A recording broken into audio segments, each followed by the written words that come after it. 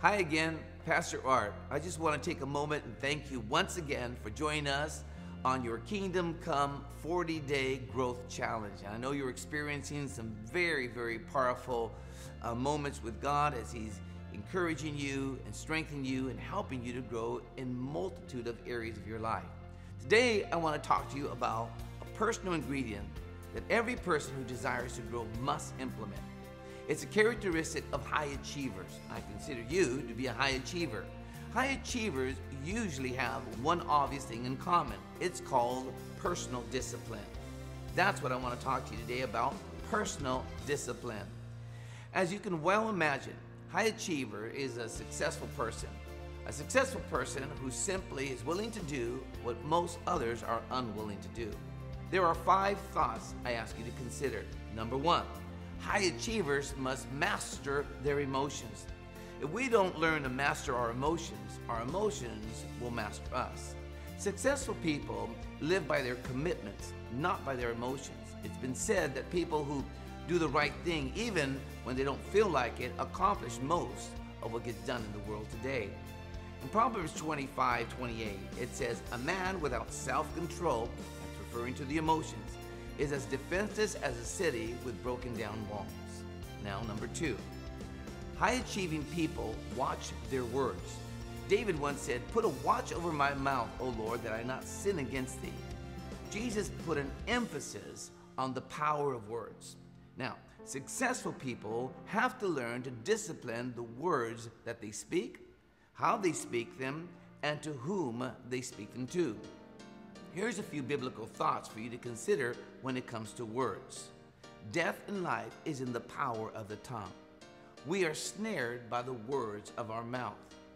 A soft answer turns away wrath. And it says in Proverbs 13:3, "He who guards his lips guards his life." Have you ever heard this saying growing up? "Sticks and stones may break my bones, but words will never hurt me." Well, they'll do more than hurt you. They can kill people. And I mean that in terms of emotions and in many other ways. Words will either work for you or they'll work against you, but words will always work.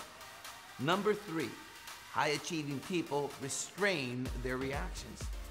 How much can you take before you lose your cool? It's been said that almost all potential influence is cut short by a short temper. Proverbs 19:11 talks about controlling our temper.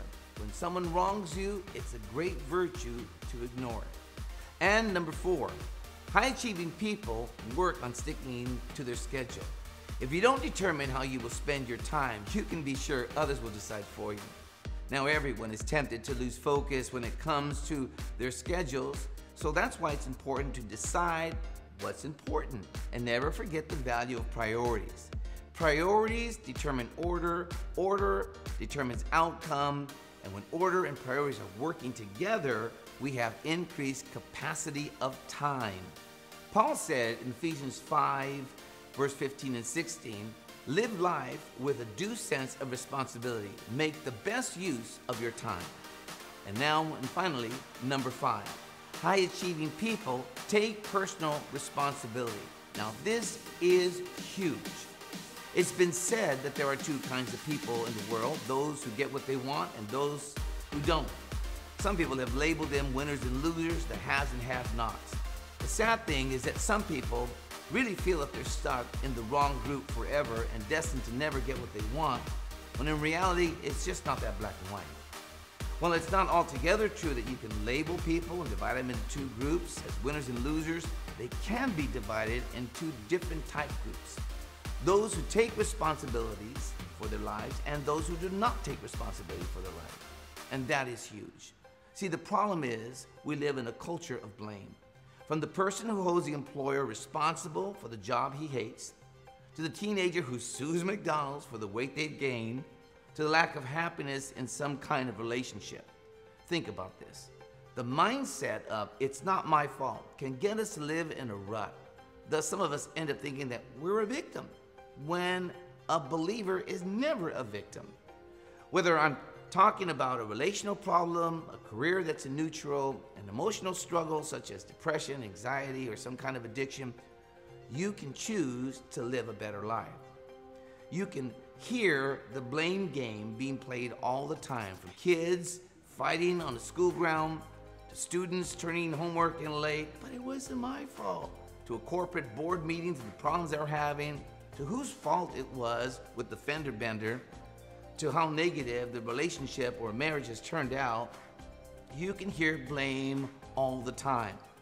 Blame is one of the society's most common excuses and one of the most dangerous traps that we allow ourselves sometimes to go into. Blame never faces the truth because it's never at fault. It's not my fault, is what blame always seems to say.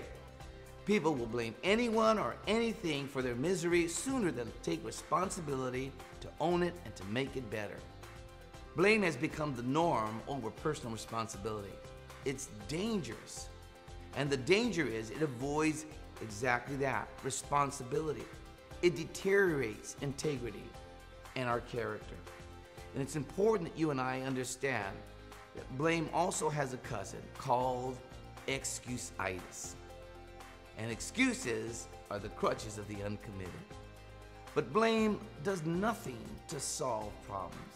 It simply undermines progress, weakens character, again, settles for compromise. Taking responsibility, though, doesn't imply that the situation is your fault or that you caused the problem. It only means that you find yourself in a situation, you're willing to put your arms around it, take ownership over it, and make things better. And that's huge. That's my point. You can change your situation and not become a victim simply by taking responsibility. We don't have to live in a culture of blame. We don't have to be consumed by the culture of blame. So here's what you can do. Number one, take responsibility. You have the power of choice. Number two, you can think differently. Renew your mind to what the Word of God says. It's important that we do it God's way.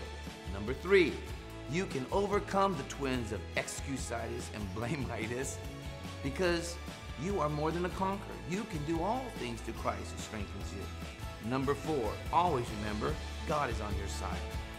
Remember, greater is He that's in me than he that's in the world.